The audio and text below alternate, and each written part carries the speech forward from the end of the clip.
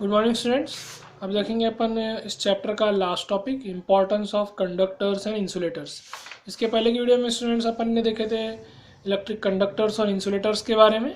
ठीक है, तो कंडक्टर्स क्या होते हैं स्टूडेंट? एक ऐसे मटेरियल जो इलेक्ट्रिसिटी पास करने के लिए अलाउ करते हैं। ठीक है, उनको क्या बोलते हैं? Electric conductors. तो इसमें अब सभी मेटल्स आ गए थे ना स्टूडेंट्स, है ना। मेटल्स में सब आपके सिल्वर, कॉपर, एल्यूमिनियम, आयरन, है ना, गोल्ड और भी बहुत से मेटल्स हैं जो इलेक्ट्रिसिटी कंडक्ट करते हैं। ठीक है, और उन मेटल से बने हुए अलॉयज़, है ना। अलॉयज़ का मीनिंग मैंने आपको बताया था। अलॉयज़ मीन्स क्या होता है? दो या दो से ज़्यादा मेटल को अगर अपन मिक्स करके कोई नया मटेरियल बनाते हैं तो उसको अलॉयज़ बोलते हैं। ठीक है, तो अलॉयज़ भी क्या रहते हैं स्टूडेंट? गुड कंडक्टर रहते हैं इलेक्ट्रिसिटी की। इस तरीके से मेटल या अलॉयज़ से जो बने हुए जो आर्टिकल्स है या ऑब्जेक्ट है, ये भी क्या रहेंगे? गुड कंडक्टर्स रहेंगे, है ना, या फिर कंडक्टर्स रहेंगे। नेक्स्ट देखे थे स्टूडेंट अपन ने इंसुलेटर।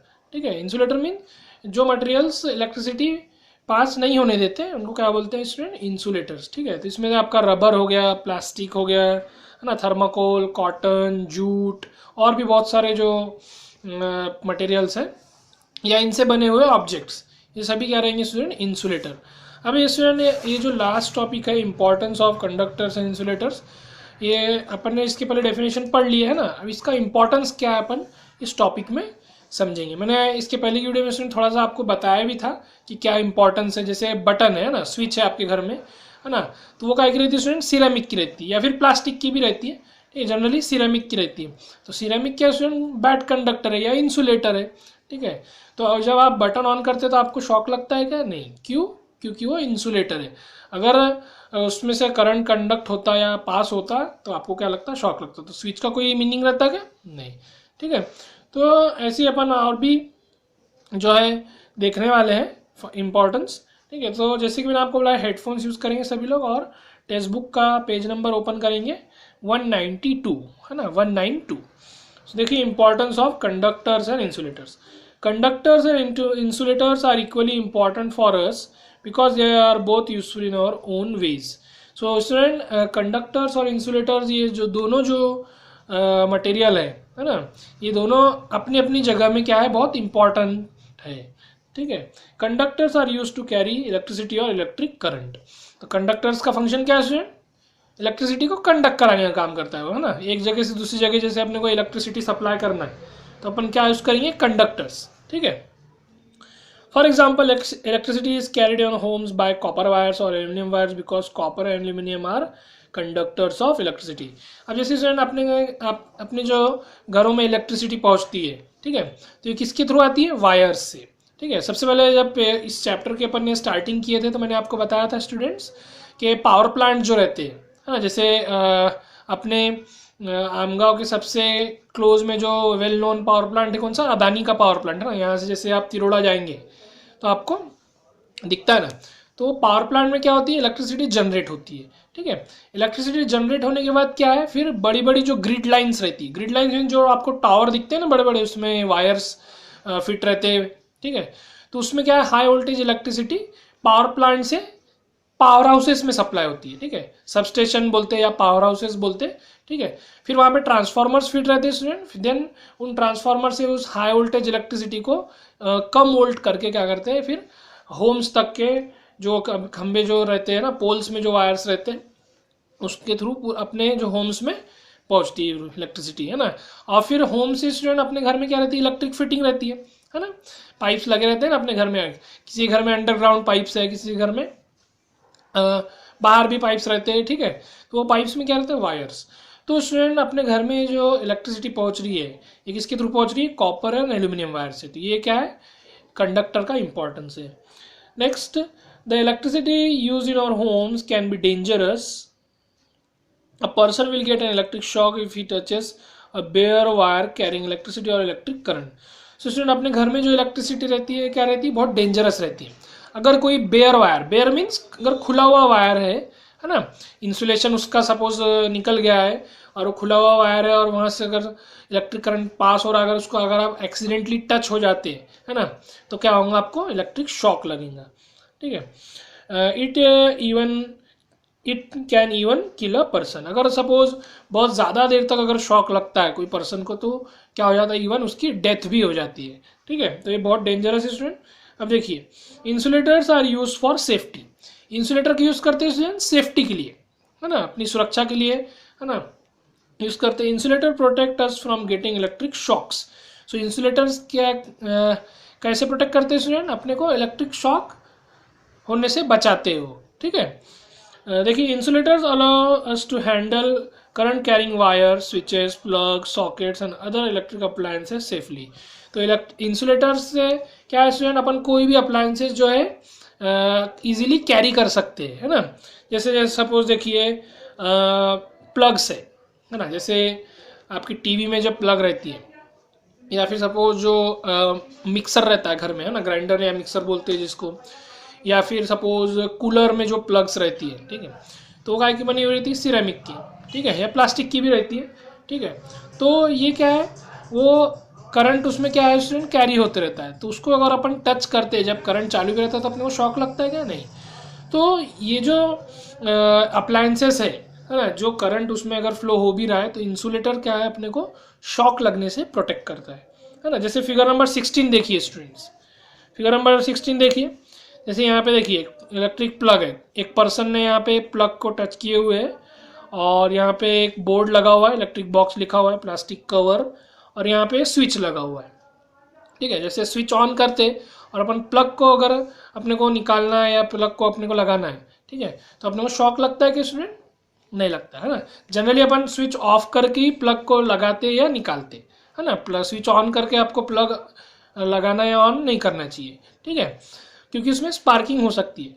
तो स्टूडेंट, ये जो इलेक्ट्रिक बॉक्स रहता है, जो आपके घर में जो इलेक्ट्रिक बोर्ड फिट है जिसमें बटन फिट रहती है, उसको अगर आप टच करते हैं तो शॉक लगता है क्या, नहीं लगता, है ना। वो क्यों, क्योंकि प्लास्टिक के बने रहते हैं, है ना, और पहले के जो बोर्ड्स रहते थे वो वुड के बने रहते थे। ठीक है, तो ये वुड या प्लास्टिक क्या है, ये इंसुलेटर है। तो बोर्ड में तो कंटिन्यूसली इलेक्ट्रिसिटी पास होती रहती है, इलेक्ट्रिसिटी वहाँ पे कंडक्ट होती रहती है, लेकिन अपने को शॉक लगता है कि स्टूडेंट, नहीं। तो इससे क्या समझ में आया स्टूडेंट, कि सेफली, है ना, अगर अपने को कोई इलेक्ट्रिक अप्लायंसेस हैंडल करना है या अपने को ऑन ऑफ करना है तो क्या करते हैं अपन, इंसुलेटर्स उसके लिए यूज़ होते हैं। जैसे आपके लिए बेस्ट एग्जांपल आपका जैसे मिक्सर है ना, जो मिक्सर रहता है ना, क्या है, प्लास्टिक का पूरा कवरिंग रहती है उसकी, है ना, अंदर में क्या रहती है, मोटर रहती है। ठीक है, तो जब आप उसको ऑन करते मिक्सर को, ठीक है, तो मिक्सर को पकड़ के रखना पड़ता है ना थोड़ी देर के लिए, जब वो उसकी मोटर घूमती रहती है तो ना, उसके जार को या फिर मिक्सर को। ठीक है, तो वो क्या प्लास्टिक का रहता है, तो आपको कहीं शॉक लगता है क्या, नहीं, है ना। तो ये क्या है, इससे क्या समझ में आ रहा है कि इंसुलेटर क्या है स्टूडेंट, कोई भी इलेक्ट्रिक अप्लायंसेस अगर उसमें करंट फ्लो भी हो रहा है, ठीक है, तो उससे क्या है, अपन इलेक्ट्रिक शॉक से अपन बच सकते हैं। फॉर एग्जाम्पल देखिए, the electric wires are covered with insulator like plastic और rubber being an insulator. Plastic और rubber covering does not conduct electricity flowing through the wire into our body when we touch it. अब जैसे कोई wire है students, है ना, उसके ऊपर इंसुलेटर प्रॉपरली लगा हुआ है ना, न्यू वायर है सपोज, ठीक है, उसमें जो प्लास्टिक या रबर का जो ऊपर कवरिंग रहती है ना, मैंने आपको वायर दिखाया था इसके पहले की वीडियो में, ठीक है, तो प्लास्टिक की या रबर की जो कवरिंग है क्या रहता है स्टूडेंट, इंसुलेटर रहता है। ठीक है, तो जैसे आपका बेस्ट एग्जांपल ले लेते हैं इलेक्ट्रिक आयरन, जिसे प्रेस करते हैं ना आप क्लॉथ में, है ना, तो उसका वायर रहता है, सभी को मालूम है, तो उसके ऊपर क्या है, इंसुलेशन रहता है प्लास्टिक का। ठीक है, तो जब सपोज बाय अगर आप एक्सीडेंटली कभी टच भी हो जाता है वायर, तो आपको शॉक लगता है क्या, नहीं लगता, है ना। वैसे अपने घर में बहुत सारे अप्लायंसेस है, उसमें प्लग रहती है और वायर्स रहते हैं। ठीक है, तो वायर में क्या रहता है स्टूडेंट, रबर या प्लास्टिक का इंसुलेशन रहता है, तो वो बैड कंडक्टर है या इंसुलेटर है, तो उससे अपने को इलेक्ट्रिक शॉक लगता है क्या, नहीं। ठीक है, नेक्स्ट देखिए, so if you happen to touch current carrying wire properly with plastic insulator we will not get an electric shock. अब जैसे इसमें कोई करंट कैरिंग वायर है ना, मीन्स कोई वायर में करंट अगर फ्लो भी हो रहा है, ठीक है, वो ऑन है, अगर आप उसका अगर प्लास्टिक इंसुलेशन या रबर इंसुलेशन एकदम प्रॉपर है ना, कहीं पे बीच में डैमेज नहीं है, तो उसका अपन हाथ भी लगाएंगे तो कोई अब उसको डैमेज नहीं होगा। ठीक है, लेकिन आपको ऐसा नहीं करना चाहिए ना, जनरली एक्सीडेंटली लेकिन कभी टच हो गया तो आपको करंट लगता है क्या, नहीं। लेकिन जैसे पुराने वायर्स रहते हैं ना, जैसे आपके घर में इलेक्ट्रिक आयरन है ना, प्रेस है आपके घर में, तो वो अगर बहुत पुरानी हो गई है तो उसके वायर देखना स्टूडेंट बहुत उसके जो इंसुलेशन है वो ख़राब होने लगता है। ठीक है, उस कंडीशन में अगर आप वायर अगर इंसुलेशन वहाँ पे ख़राब है, अगर टच हो करेंगे आप बाय एक्सीडेंटली तो क्या होगा, आपको शॉक लगेगा। ठीक है, तो आपको जनरली वायर्स कभी भी टच नहीं करना चाहिए, चाहे उसमें इंसुलेशन हो या ना हो। ठीक है, कभी भी वायर्स टच नहीं करना चाहिए।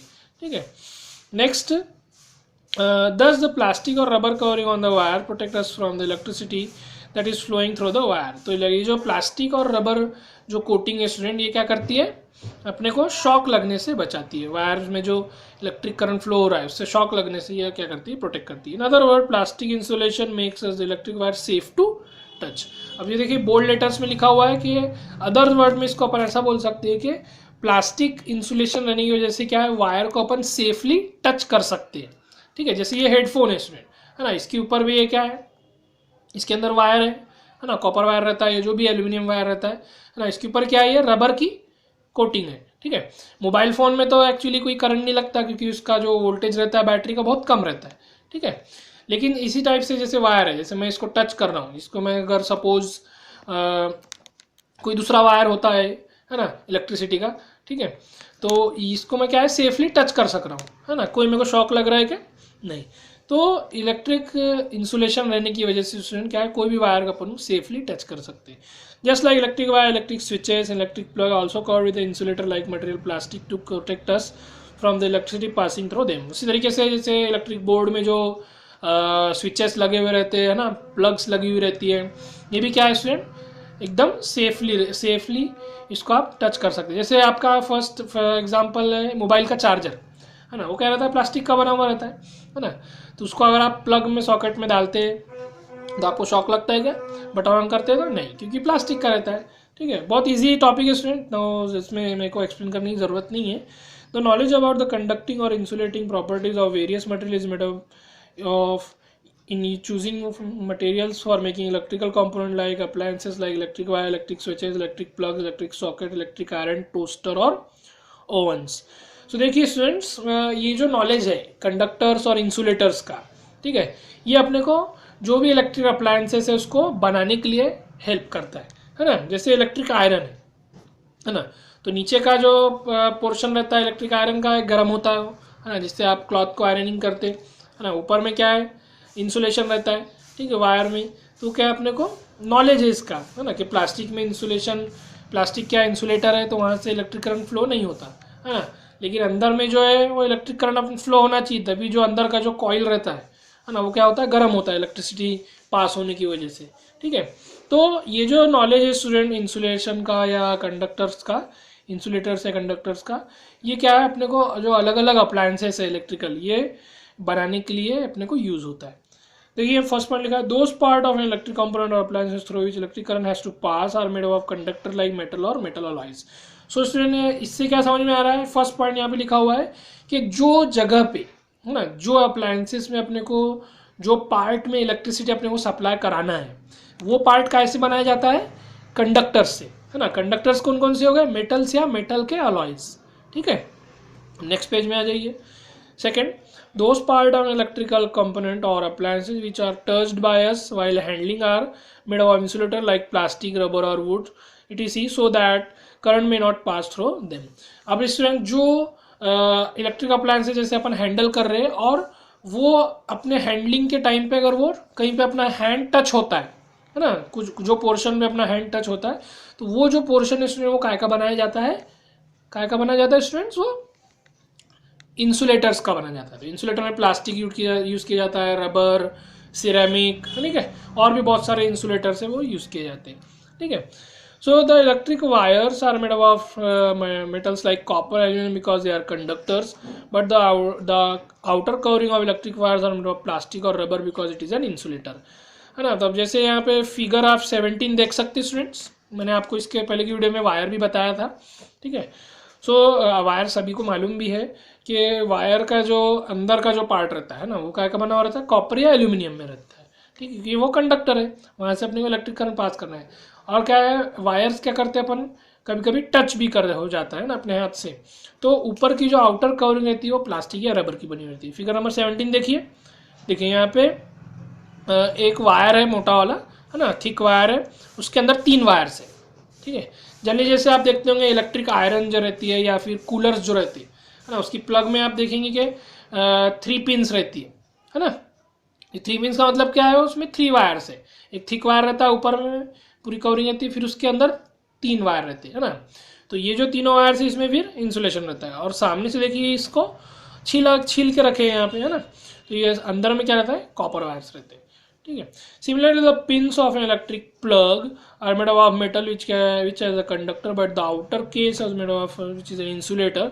देखिए अब यहाँ पे फिगर नंबर 18 देखिए स्टूडेंट, यहाँ पे इलेक्ट्रिक प्लग दी हुई है एक, तो इसकी जो पिन्स है देखिए सामने में 3 पिन्स है, ठीक है। तो ये पिन क्या करते स्टूडेंट, कॉपर के या एल्यूमिनियम के बने हुए रहते हैं, ठीक है।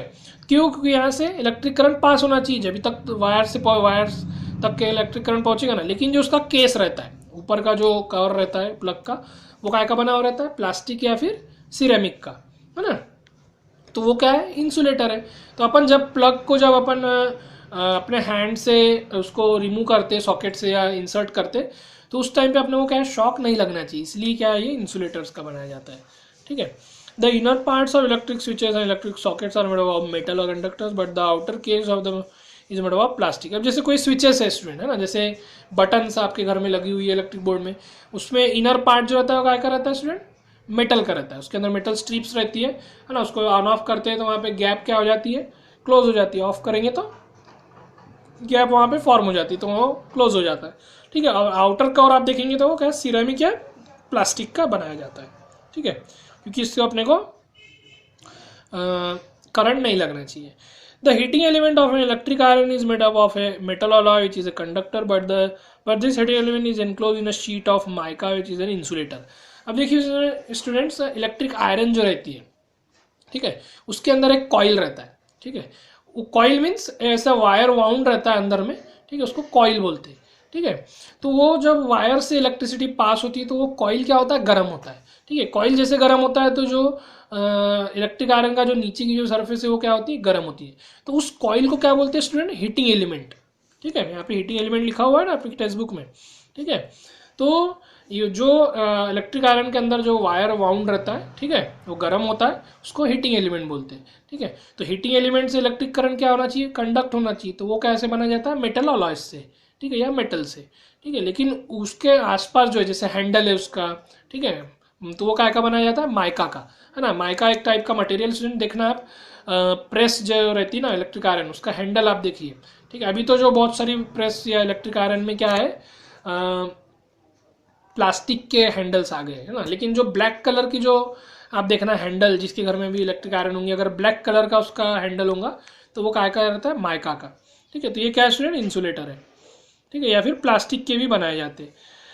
Rubber, plastic and ceramic are often use to protect us from danger of electricity because they are good insulator. Generally जो इंसुलेटर्स बनाए जाते हैं स्टूडेंट, वो रबर, प्लास्टिक, सिरेमिक के ही बनाए जाते हैं। जैसे रबर और प्लास्टिक की क्या है, जो इंसुलेशन रहता है वायर्स में रहता है ना, और जो प्लग्स रहती है, हाँ, या स्विचेस रहते हैं, वो जनरली ये सिरेमिक के बनाए जाते हैं, है ना। सिरेमिक के या फिर प्लास्टिक के भी बनाए जाते हैं, लेकिन ज़्यादातर सिरेमिक के अच्छे क्वालिटी के रहते हैं। For example electricians wear rubber hand gloves while handling naked electric wires because rubber is a good insulator and protect them from electric shock, see figure 19। अब स्टूडेंट देखिए, जो इलेक्ट्रिशियंस रहते हैं, है ना, जैसे आपके घर में कोई इलेक्ट्रिक फिटिंग कुछ डैमेज हो गई है सपोज, है ना, तो उसको रिपेयर करने के लिए क्या इलेक्ट्रिशियन को अपन बुलाते हैं।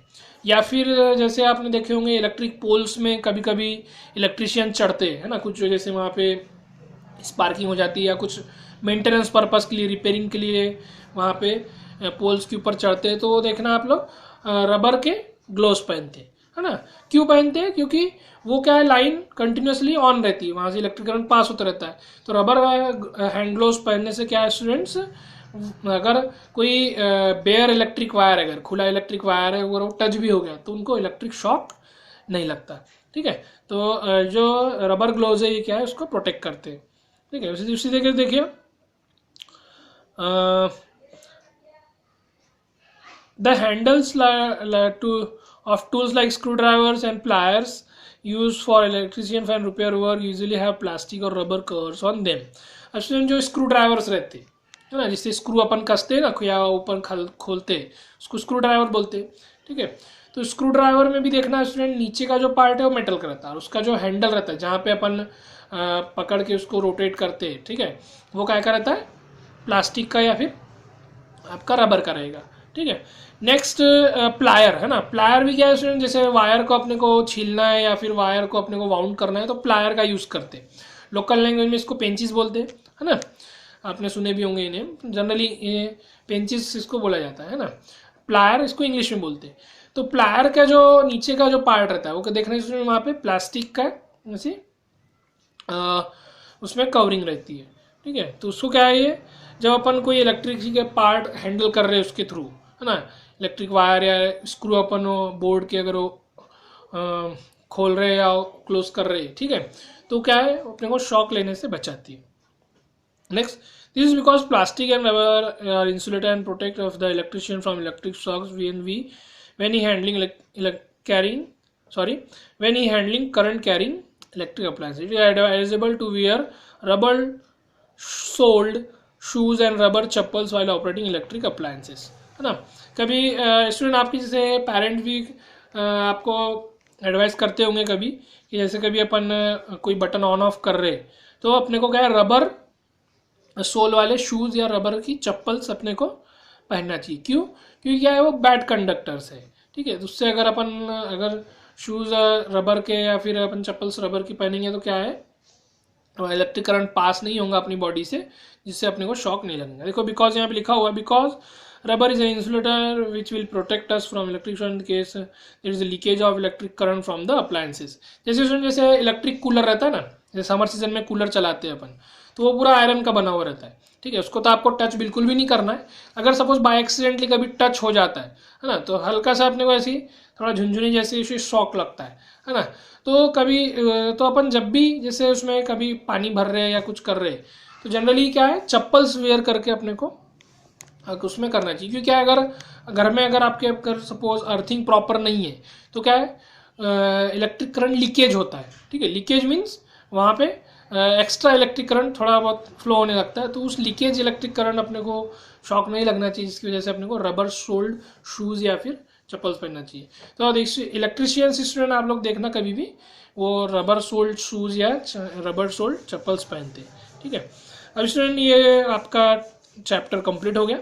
तो आपको वेरी शॉर्ट आंसर क्वेश्चंस और एमसीक्यूज जो है स्टूडेंट्स ये होमवर्क रहेंगे।